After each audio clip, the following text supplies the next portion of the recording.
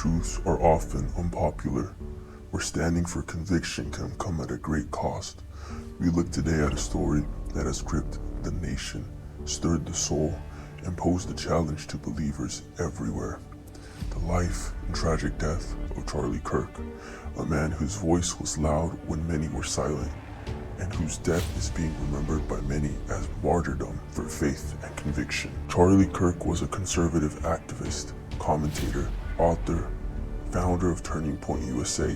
He preached free speech, championed conservative values, and addressed generations of young people. On September 10th, 2025, he was speaking at Utah Valley University, the first stop on what was being called the American Comeback Tour. He was on stage debating, engaging, facing those who opposed him, defending what he believed.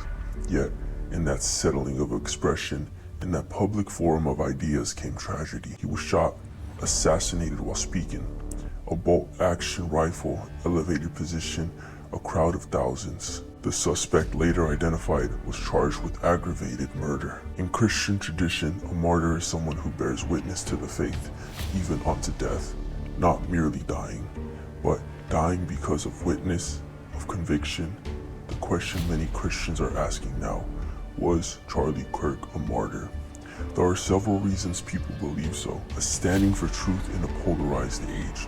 Charlie Kirk didn't shy away from controversy.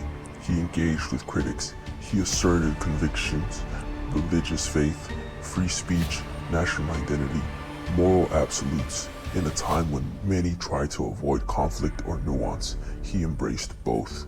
He was not performing politics behind closed doors. He was out in public, speaking, debating, despite opposition, despite risk. According to reports, he was on stage when shot. That is a faithful witness, speaking, engaging, even in danger. In the aftermath, forgiveness was called for. His widow, Erica Kirk, and others spoke of continuing his work of love over vengeance.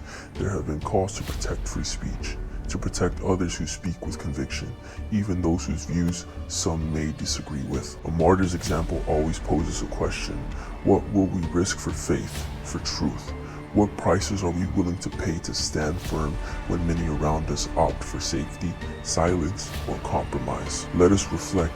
What does the Christian tradition teach about standing firm, about martyrdom? The New Testament is filled with those who spoke truth in the face of opposition: apostles, prophets, and early Christians. They endured persecution, threats, and sometimes even death. Their faith was not pragmatic, it wasn't safe, it was costly.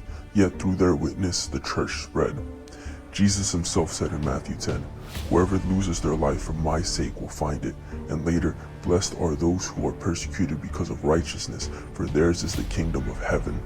Standing firm for Christ often means suffering, or at least being misunderstood, rejected, or even attacked. In 1 Peter 3:14-16, believers are exhorted, "If you are insulted for the name of Christ, blessed are you.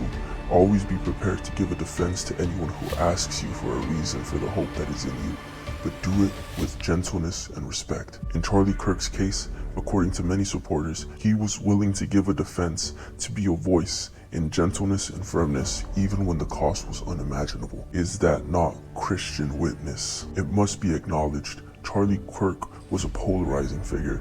Many people disagreed sharply with his positions on abortion, on LGBTQ issues, on the tone he sometimes used.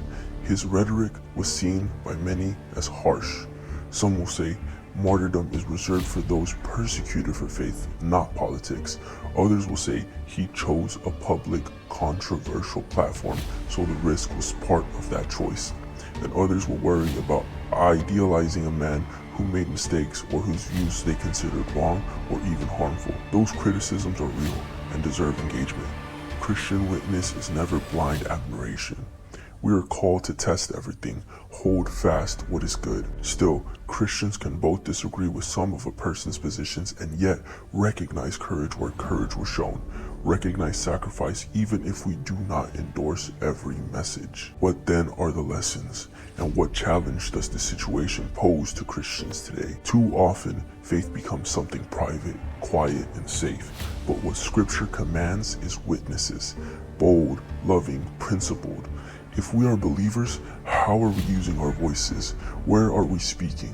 Where are we silent? Speaking truth doesn't require cruelty. It doesn't require dismissing others, dehumanizing opponents.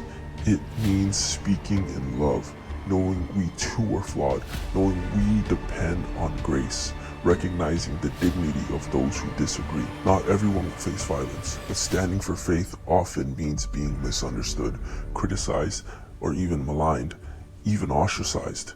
That is part of the journey. Our faith calls us to endure, to suffer if necessary. When a society silences dissent, when expressing conviction becomes dangerous merely for speaking, the soil for persecution deepens. If we care about faith and the gospel, we must care about environments where truth can be spoken and heard. According to available reports, Charlie Kirk and others have called for forgiveness, for the continuation of mission instead of revenge. That mirrors Christ's own example. If we see someone killed for what they believe, the Christian path is not vengeance, but mercy, reconciliation, turning hatred into witness. Charlie Kirk's death shocks us, grieves us, and even divides us. But whether we see him as a martyr depends on our convictions. For Christians, however, there is something deeply stirring here. A man who stood, spoke, believed, unwilling to be silenced. May his example press each of us to live with courage, to speak with conviction, to hold faith without apology, even when it costs. Whether or not we walk exactly in his path, may we never be ashamed to follow the way of the truth, love, and the cross. For Christ did not call us to comfort, but to bold witness. And perhaps in his suffering, Charlie Kirk's story becomes a mirror, reflecting how much we believe of what we say we believe, and how ready we are to stand firm.